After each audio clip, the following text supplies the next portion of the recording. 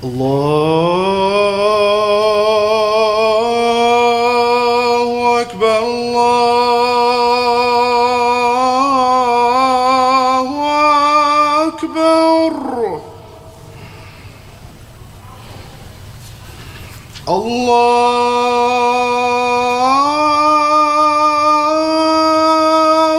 أكبر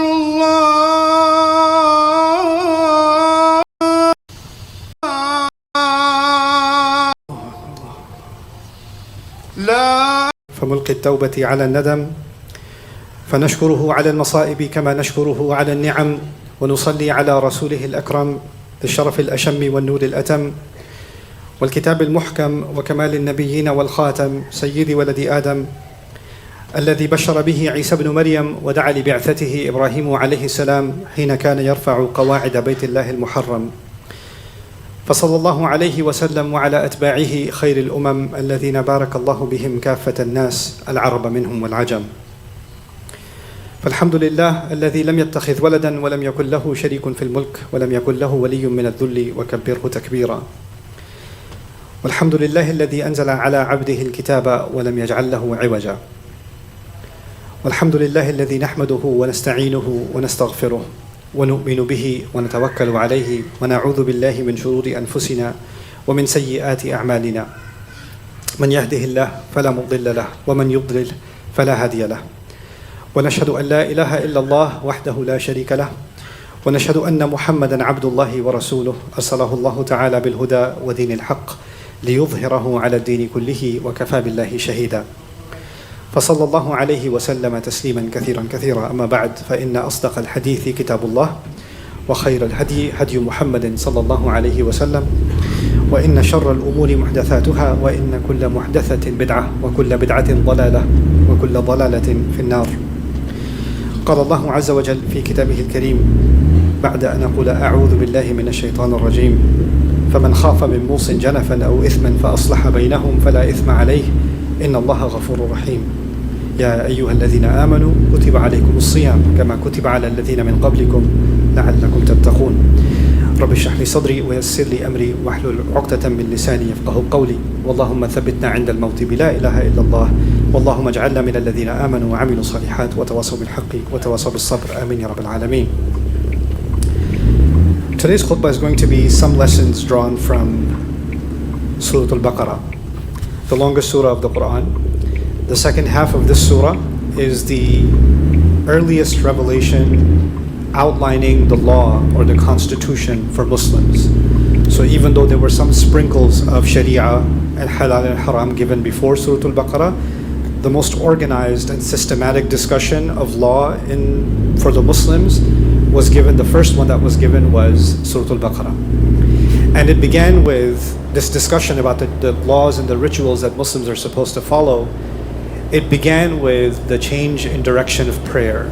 So instead of praying towards Jerusalem, now we were to pray towards the Kaaba. That was the first discussion. And then from there, other laws, about 15 of them were revealed side by side with each other. One of the things that it's worthy of repeating and worthy of reviewing when we study the Quran is something Allah said about the Quran itself. Allah said, Kitabun uhkimat ayatuhu. A book in which its ayat, its revelations, I don't like to use the word verses, but many of you are familiar with that. I'd rather use ayat. The ayat have been stitched together. They've been woven together. And stitching is a very deliberate action. So in stitching, every thread and every weave is done in the exact location. And if Allah is the one who stitched the Quran together, then the ayat have been placed strategically where they belong. So the way in which Allah talks about it, the one thing that I'm hoping to bring attention to today is that Allah has stitched multiple things that usually don't go together in our mind, but Allah has stitched them together. And this is part of the methodology of the Quran when Allah says, وَيُعَلِّمُكُم مَا لَمْ تَكُونُوا تَعْلَمُونَ.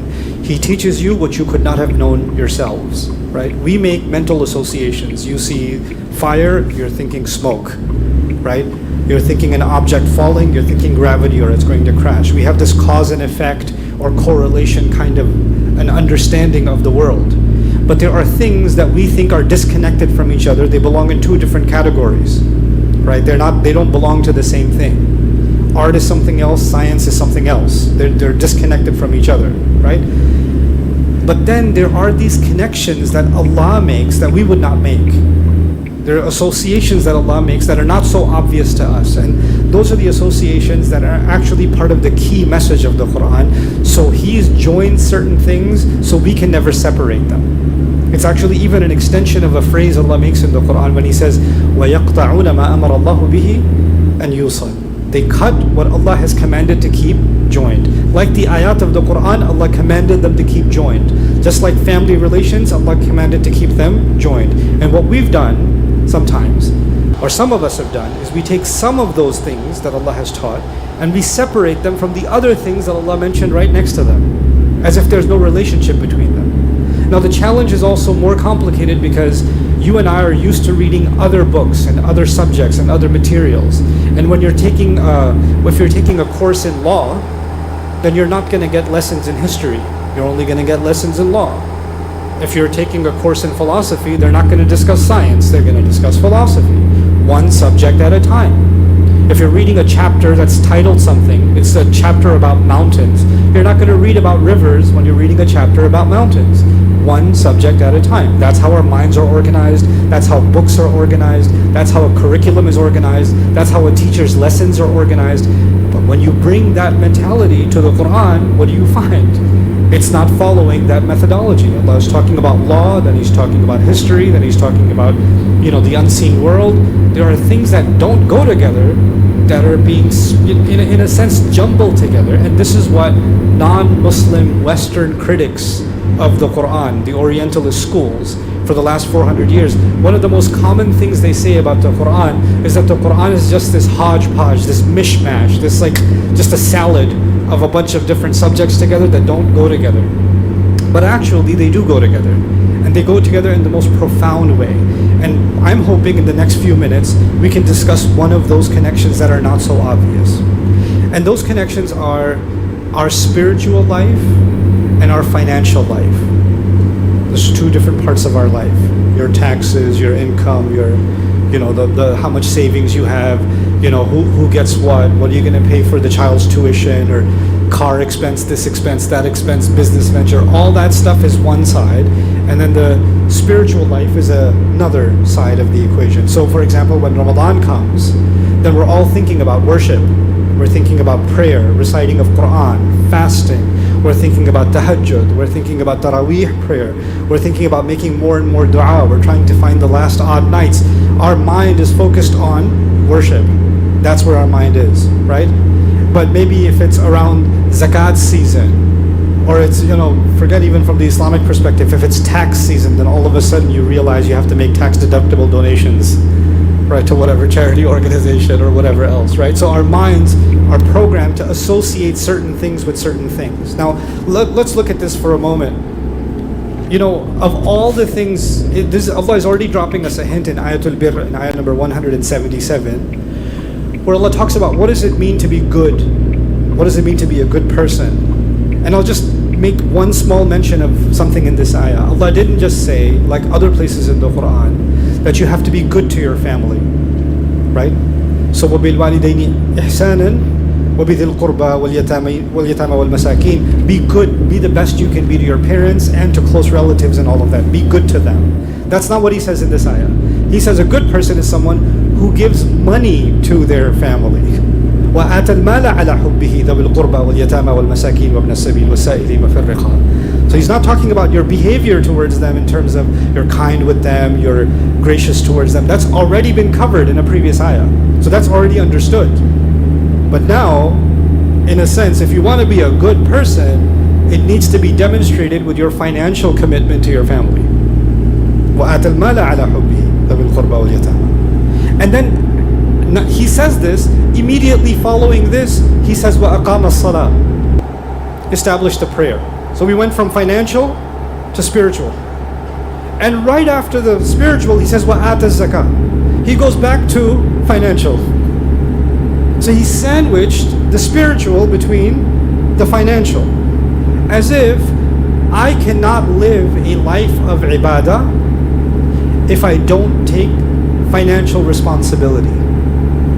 I can't separate those two things. So what happens in the minds of some people, none of you, inshallah, is that maybe they're not really giving their sister the share in inheritance. The father died and the sister didn't get a share. Or one of the brothers said, well, I used to take care of him, you weren't there, you went to Canada or you went to America, I was the one. So you know what, I'm keeping the house. Or, he didn't really like you that much. He liked you 20%, he liked me 80%, I get 80%, you get 20%.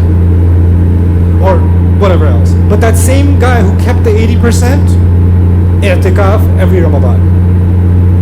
Fajr at the masjid every morning.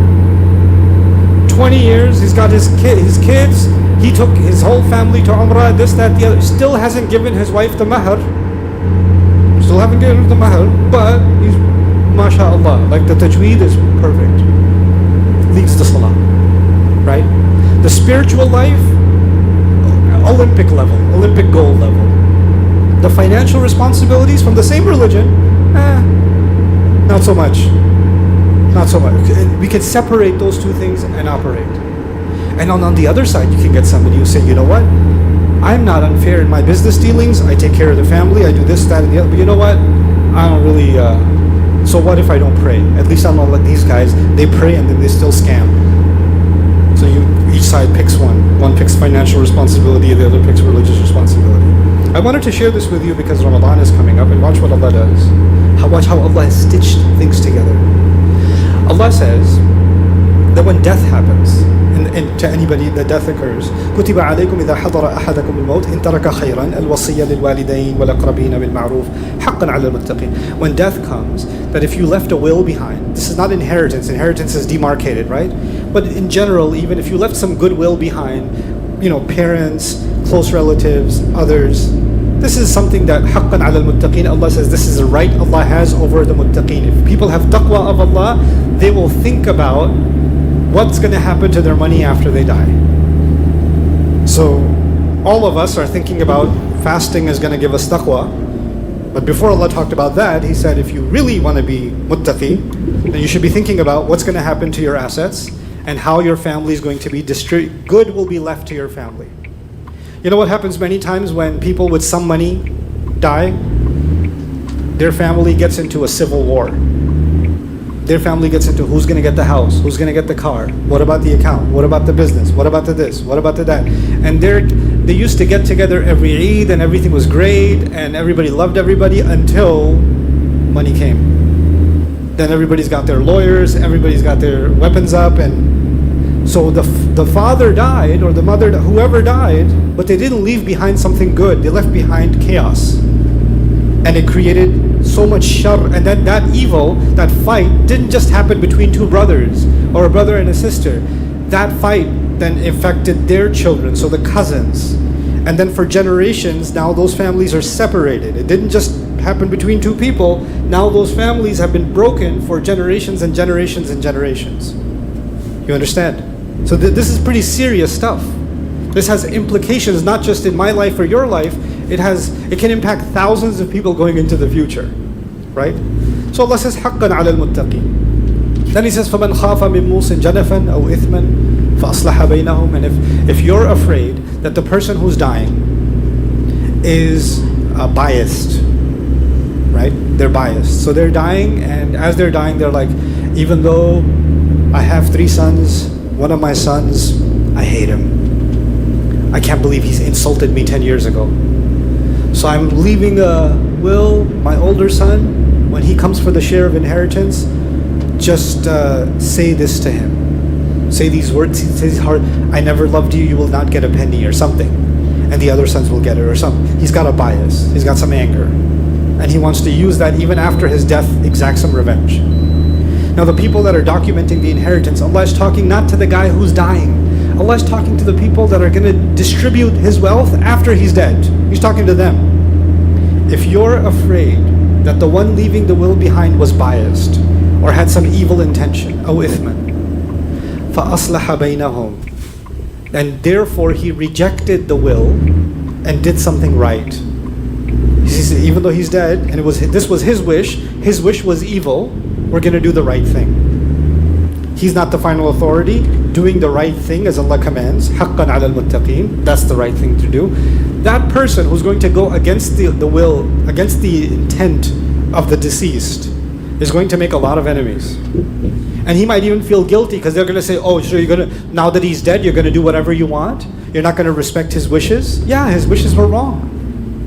His wishes were wrong. And he's going to be made to feel guilty, and Allah says, فَلَا إِثْمَ عَلَيْهِ. There's no harm on that person. There's no sin for that person. Inna Allah ghafur rahim. Allah is the one who forgives. Almost giving an ishara, not only will Allah forgive, but it may be people in this life that will never forgive that person. Right? Because they're going to make enemies. And it is after this ayah about financial equity, financial justice, after this ayah Allah says, Ya ayyuha alladhina amanu kutiba alaykum as-siyam. Fasting was prescribed for you. Fasting is right after this ayah. What is fasting doing here? I thought we're talking about money matters. And I'll tell you something more. There are a few ayat about fasting in Ramadan. And at the end of all of that, listen to this. وَلَا تَأْكُلُوا أَمْوَالَكُمْ بَيْنَكُمْ بِالْبَاطِلِ. This is after the ayat of fasting. Allah says, do not consume each other's money using lies. وَتُدْلُوا بِهَا إِلَى الْحُكَّامِ. And don't draw in people that can make decisions and try to influence them. Don't try to lobby judges. Don't try to influence decision makers so they rule in your favor. لِتَأْكُلُوا فَرِيقًا مِنْ أَمْوَالِ النَّاسِ بِالْإِثْمِ. So one group can consume the monies of the people using corruption, using evil. وَأَنْتُمْ تَعْلَمُونَ. And you know what you're doing. That's interesting. The ayat before Ramadan are about financial justice. The ayat right after Ramadan and fasting are about financial justice. And Ramadan is sandwiched in between. And the ayat before were saying حَقًّا عَلَى الْمُتَّقِينَ. And the first thing Allah says about the fasting, the people that fast, is if fasting was given to you like it was given to those before you, لَعَلَّكُمْ تَتَّقُونَ, so you could have taqwa. This is not the first mention of taqwa. This is a continuation of the definition of taqwa. So it already has a part definition. And that definition doesn't have to do with worship, it has to do with money. And how you earn and how you spend money. What you use the money to do. How you influence people using your money. It's very natural that when you have a large family and some people in that family or one or two individuals in that family have a lot of money. They have a bigger house than everybody else. They have a bigger career than everybody else. The more your career, the more your money is, the more your influence is in that family. The more your say matters. The heavier your hand is. Allah says, وَلَا تَأْكُلُوا أَمْوَالَكُمْ بَيْنَكُمْ بِالْبَاطِلِ وَتُدْلُوا بِهَا يعني بالأموال إلى الحكام لِتَأْكُلُوا فَرِيقًا مِنْ أَمْوَالِ النَّاسِ بِالْإِثْمِ. Don't use your money to influence judges. Don't use your money to influence others, to make things happen your way. This is the instruction from Allah. This is the instruction. This is what taqwa actually means. Because Ramadan is coming and we're going to hear a lot of reminders and you're going to watch a lot of stuff online and even Jum'ah reminders, how to prepare for Ramadan. Start reciting the Quran. Start doing more and more worship. Start doing more and more ibadah, etc. etc. And great, all of that's true. All of that's true. But all of that was stitched by Allah to money matters. So if Ramadan is coming and you want to become a person of taqwa, I want to become a person of taqwa, but I owe somebody money. Or I haven't given somebody their financial rights. And I haven't paid the mahar to my spouse. Or I didn't give my sister her share. Or my business partner lost the legal case even though I know I did wrong. Right? I was able to intimidate him and not give him his share.